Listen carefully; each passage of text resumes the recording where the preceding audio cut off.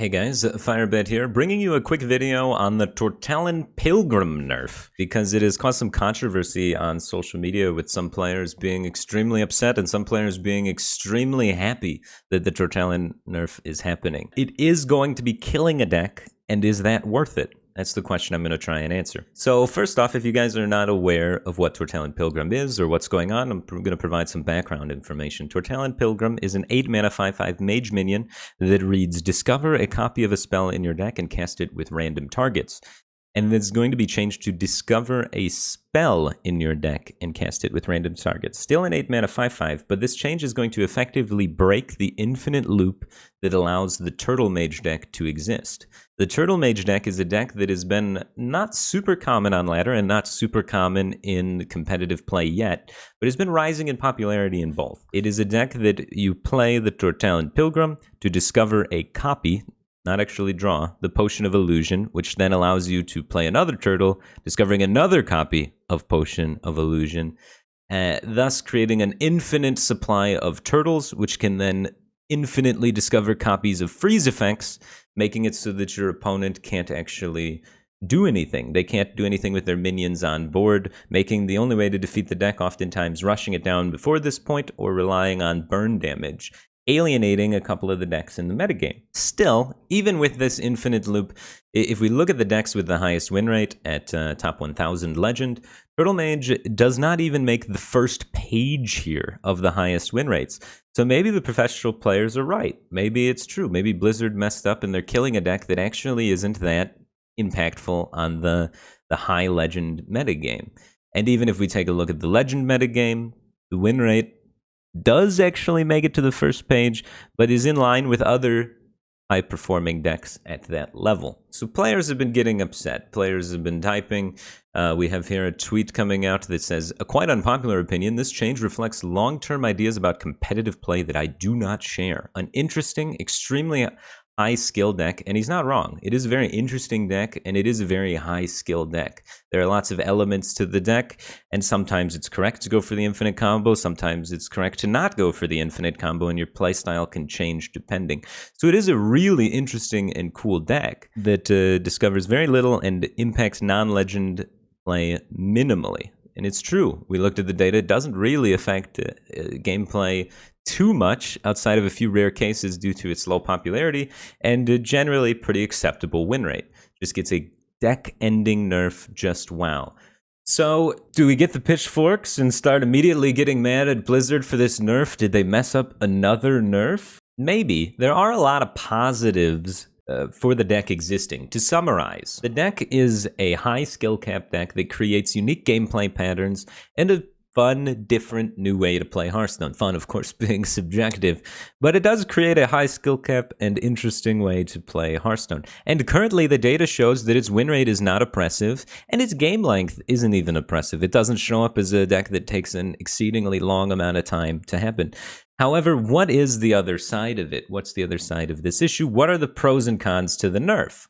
And I think it comes into thinking about that term infinite that keeps coming up. So the pros of the nerf is we remove the ability to infinite stall. And the cons is we destroy an interesting deck. And I think we have to take a little bit of a look at history with infinite stalls to see, why are they a problem? Are they actually a problem? Will it become a problem? I think this nerf is designed to prevent a future problem and isn't exactly here to answer a current problem. If we look at other games such as the Pokemon battling community, they have implemented an endless stall clause in their game to try and stop people from using Pokemon that create infinite loops to cause the game to stall out forever.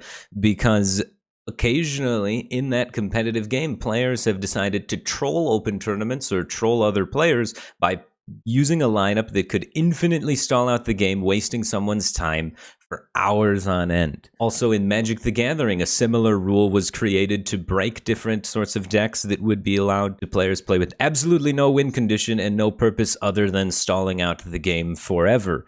As well as in Super Smash Bros. For the Nintendo 64, players were abusing the Pikachu Infinite Ledge glitch to stall out open tournaments and other forms of competitive play, wasting people's times, and just generally griefing other players.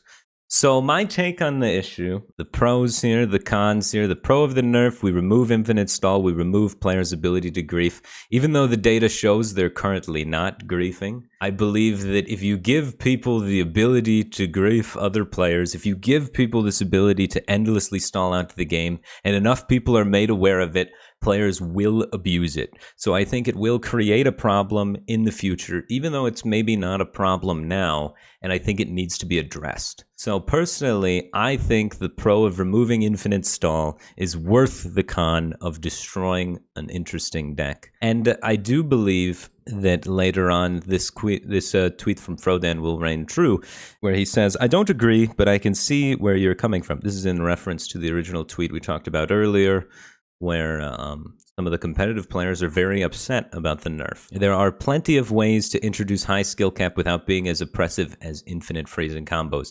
And that's the part I agree with the most, is there are other interesting decks that can exist and will exist in the future and have existed in the past that don't allow the opportunity for players to do something like this, where they can join an open tournament, waste everybody's time, or find an opponent on ladder, or let's say a streamer that they like or don't like, and waste their time for a very long time, forcing them to concede. So that's just my take on the issue. It's always sad to see an interesting deck die, but in this case, I don't think we should raise the pitchforks at Blizzard. I think it's something that's necessary that they have to do, because people will abuse the power that infinite loops give them. Anyway, let me know in the comments what you think, if Turtle Mage nerf is good or if Turtle Mage nerf is bad. Yeah, that has been Firebat talking about controversial topics, which normally I don't kind of do, so let me know if you like this kind of video, and maybe we'll do more in the future. Thanks, guys. I almost did the game. I was supposed to bow swing first in case there's a taunt. I just didn't think it would be Netherwind Portal. Alright, that works. We should probably get back into looking at Death Rattle Hunter, though. Let's think about Death Rattle Hunter more, but we did find out that Vectis is just good in Face Hunter. So Face Hunter with Vectis is, I think, the future of Face Hunter.